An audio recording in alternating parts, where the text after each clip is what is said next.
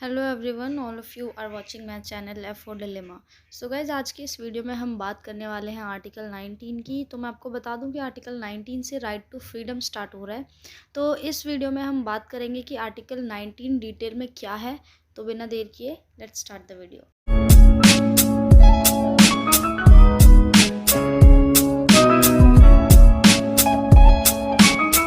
तो जैसा कि आप यहाँ देख सकते हो, ये है आर्टिकल 19 और इस आर्टिकल 19 के टोटल हैं 6 clauses.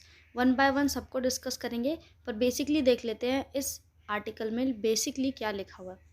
Protection of certain rights regarding freedom of speech etcetera. ये आर्टिकल 19 फ्रीडम ऑफ स्पीच जैसे और कई राइट्स को प्रोटेक्ट करता है। अब one by one clause by clause देखते हैं इस आर्टिकल में क्या लिखा है। आर्टिकल 19 क्लॉज 1 कहता है all citizens have the right. अब ये जो सब clauses A B C D E and G हैं, ये सब क्लॉजेज बताते हैं कि सारे के सारे इंडियन सिटीजन्स को क्या क्या राइट प्रोवाइडेड है आर्टिकल 19 क्लॉज 1 के तहत। वन बाय वन देखते हैं। A, to freedom of speech and expression, बोलने का और अपनी फीलिंग्स को एक्सप्रेस करने का right. B, to assemble peacefully and without arms, मतलब कुछ भी ग्रुपिंग्स करना या इकट्ठे होना, लेकिन पीसफुल मैनर में और बिना किसी हथियार को यूज़ करे। सी, टू फॉर्म एसोसिएशंस और यूनियंस, किसी भी संघ या संगठन को बनाने की आज़ादी। D, to move freely throughout the territory of India, India की टेरिटरी में कहीं भी फ्रीली मूव करना बिना किसी रिस्ट्रिक्शन के। E, to reside and settle in any part of the territory of India, मतलब कि किसी भी इंडियन टेरिटरी में किसी भी पार्ट में जाकर बसना।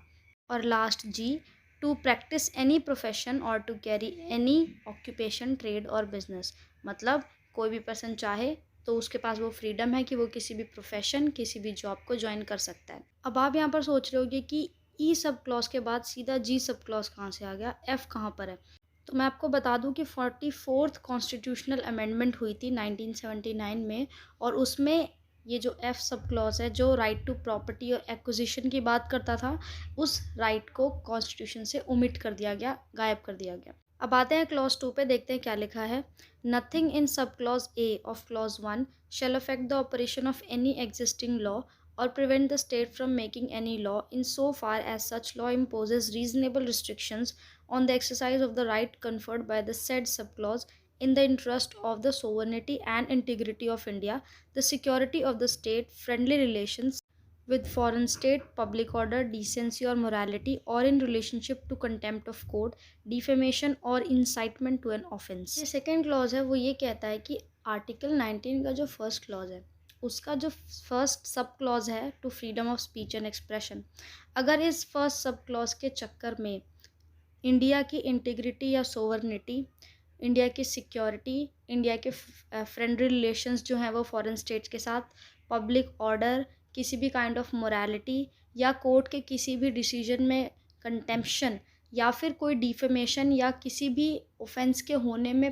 प्रोत्साहन देना, अगर इनमें से कोई भी चीज़ अगर कोई सिटीज़न करता है, तो स्टेट के पास ये राइट है इस क्लॉज 2 के अंडर कि वो उस पर रिस्ट्रिक्शंस लगा सके, यानी कि उस सिटीज़न की to freedom of speech and expression पर कुछ रिस्ट्रिक्शंस लगा सके जो रीजनेबल हो। अब थर्ड क्लॉज पे आते हैं।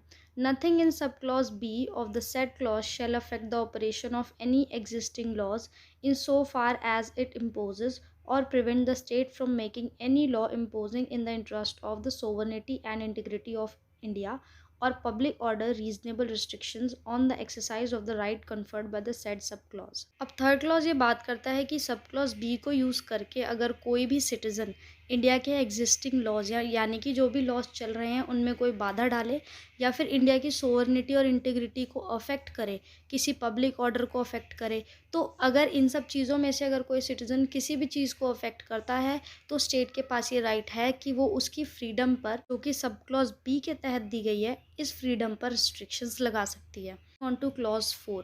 Nothing in subclause C of the said clause shall affect the operation of any existing law in so far as it imposes or prevent the state from making any law imposing in the interest of the sovereignty and integrity of India, public order or morality, reasonable restrictions on the exercise of the right conferred by the said subclause। Just like clause 3, clause 4 में भी यही कहा गया है कि अगर subclause C को use करते हुए कोई भी सिटीज़न किसी भी एग्जिस्टिंग लॉ को अफेक्ट कर रहा है, इंडिया की सोवरेनिटी और इंटीग्रिटी को अफेक्ट कर रहा है, किसी मॉरलिटी या पब्लिक ऑर्डर को अफेक्ट कर रहा है, तो स्टेट के पास ये राइट है कि वो सिटीज़न के उन राइट्स पर रीजनेबल रिस्ट्रिक्शंस लगा सकता है। अब आते हैं क्लॉज 5 पे।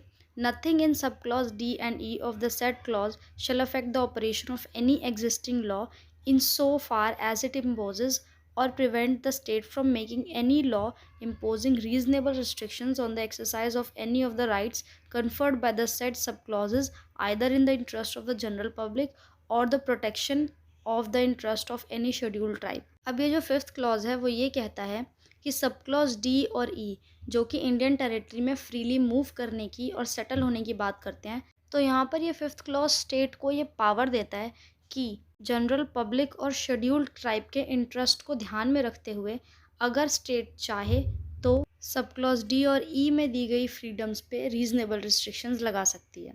अब इस आर्टिकल का लास्ट क्लॉज यानी कि 6th clause, nothing in sub clause G of the said clause shall affect the operation of any existing law in so far as it imposes or prevent the state from making any law imposing in the interest of general public reasonable restrictions on the exercise of the right conferred by the said subclause, and in particular nothing in the said subclause shall affect the operation of any existing law in so far as it relates to or prevent the state from making any law relating to। अब ये जो 6th clause है वो ये बताता है कि जो सब क्लॉज जी था उसकी वजह से अगर किसी भी एग्जिस्टिंग लॉ के ऑपरेशन में कोई दिक्कत आ रही है, उस पर अफेक्शन हो रहा है, तो स्टेट के पास ये राइट है कि वो जनरल पब्लिक को ध्यान में रखते हुए सब क्लॉज जी में दिए हुए राइट्स पर रीजनेबल रिस्ट्रिक्शंस लगा सकता है। अब वो जो रीजनेबल रिस्ट्रिक्शंस है वो 2 स्फेयर्स में हो सकती हैं। अब वो 2 स्फेयर्स में रीजनेबल रिस्ट्रिक्शंस लगाने की पावर जो है वो ये क्लॉज देता है। देखते हैं वो 2 स्फेयर्स क्या हैं। पहला, द प्रोफेशनल और technical qualifications necessary for practising any profession और carrying on any occupation, trade और बिजनेस। मतलब किसी भी जॉब को, ट्रेड को करने के लिए कोई भी बेसिक जो क्वालिफिकेशंस होती हैं, प्रोफेशनल या टेक्निकल क्वालिफिकेशंस होती हैं, वो तो स्टेट आस्क कर ही सकता है। अब दूसरी चीज़, the carrying on by the state और बाय कॉर्पोरेशन ओन्ड और controlled by the state of any trade, business, industry और service whether to the exclusion complete और पार्शियल ऑफ सिटीजन्स और अदरवाइज। मतलब स्टेट के पास ये डेफिनेट पावर है कि वो किसी भी कॉर्पोरेशन, किसी भी ट्रेड, किसी भी इंडस्ट्री, बिजनेस को अपने हाथों में ले सकती है, यानी कि इन सभी चीज़ों पर मोनोपोली तो स्टेट की ही होगी। तो ये था कंप्लीट आर्टिकल 19। आई होप आपको आर्टिकल 19 पूरा समझ आया होगा। अगर वीडियो पसंद आई है देन प्लीज़ लाइक इट, और अगर इसी तरीके की इन्फॉर्मेटिव वीडियोस आपको चाहिए तो मेरे चैनल को सब्सक्राइब कर दो और उस बेल आइकन को ज़रूर प्रेस कर देना ताकि मेरी कोई भी अपडेट आपसे मिस ना हो।